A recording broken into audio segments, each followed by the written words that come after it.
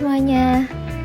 Kali ini kami berada di Sentra Industri Kerajinan Gerabah, tepatnya di Desa Kasongan, Bantul, Daerah Istimewa Yogyakarta.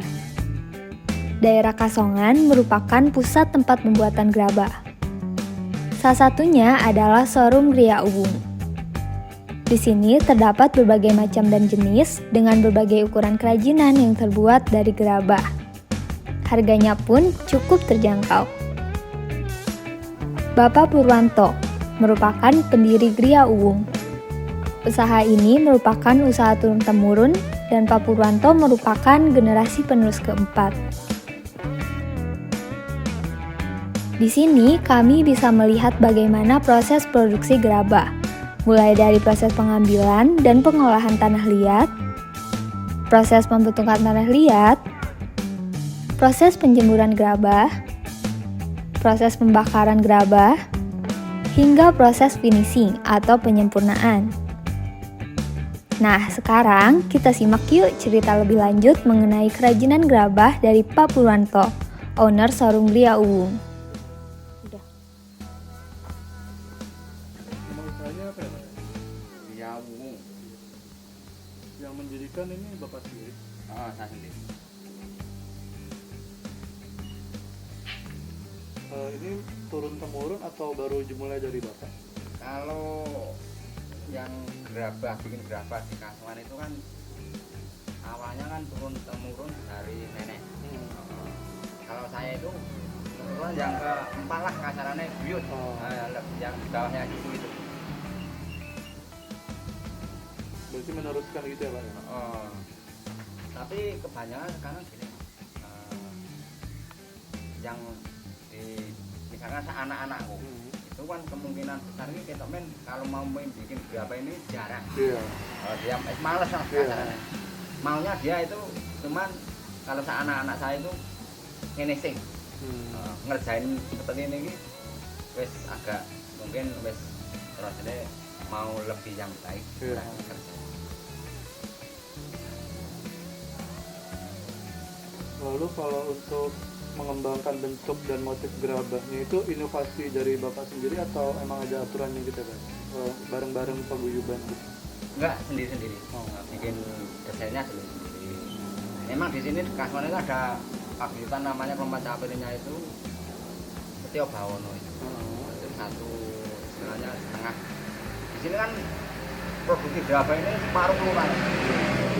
Separuh kelurahan itu bikin gerabah seperti, tapi setiap rumah masing-masing sendiri.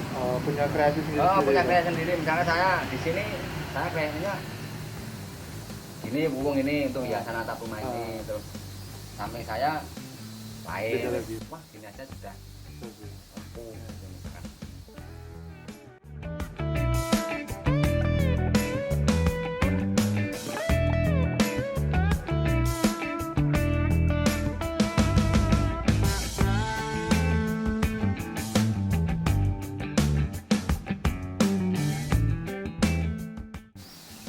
Terus kalau selama pandemi ini gimana Pak dalam penjualannya, Pak? Kalau pandemi itu kemarin ya Kasongan itu sepi ya. Awalnya sepi. Iya, awal-awal pas pandemi itu. Tapi dilalai rezekinya semua sama. Malah melebihi hari-hari biasa. Sekarang ya Pak ya? Kemarin tuh pandemi tuh. Saya sendiri ngomong gini ngalami. Dilalai kira saya mertua saya. Ini punya ya istilahnya caranya untuk ngedep barang-barang ini untuk nunggu tamu lah, ada. Wah itu omset di sini itu saya sendiri heran Mas, tenan Mas. Itu pot-potan ini sampai apalagi yang depan. Saya baru pertama kali ini saya bakar. Saya dulu itu saya ngerjakan ini pertama. Begitu pot-potan itu rame. Pertama kan wastafel. Iya. Pertama untuk cuci tangan ya Pak ya? Itu saya dulu untuk pesanan itu dari Mas Pak Hari Kusanta Bantul. Saya 200 set, tapi jangka waktunya cuma 2 minggu. Saya tidak mampu, saya maunya 100 set aja wastafel, tapi pakai kakinya itu. Sama kakinya. Itu untuk dipajang untuk di wisata pantai sana dari Panantu itu kok Bantul. yang meliputi wilayah Bantul aja. Itu terus kedua Padasan tuh Tempayan. Terus yang ketiga tuh yang bagus sekali pot segala macam bentuk pot. Iya.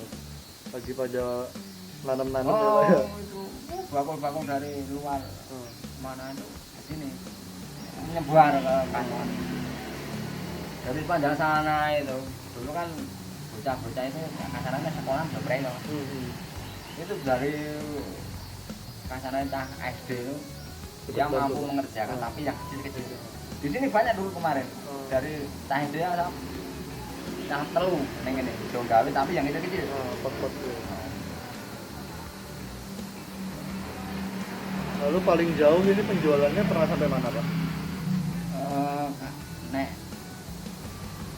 saya lokalannya cuma wilayah sini aja mas. Pulau Jawa ya, Pak? Oh, Pulau Jawa mungkin ya pernah ya ono sing anu tapi kan ongkos pengiriman lebih mahal dari belinya dia. Wah, kemarin tuh dari tamu dari Kalimantan tuh belinya hanya sekitar 1.200.000. Ongkos kirimnya itu malahnya 1 jutaan.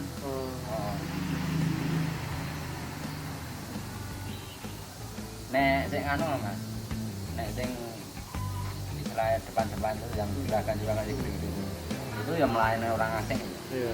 Biasanya dulu itu saya ngikut orang itu selama 10 tahun untuk juragan sing udah kontaineran lah dari Australia itu banyak sampai kontrakan dari Australia. Lalu harapan Bapak buat bisnis ini apa? Ya semoga bisa berkembang untuk menyukupi keluarga.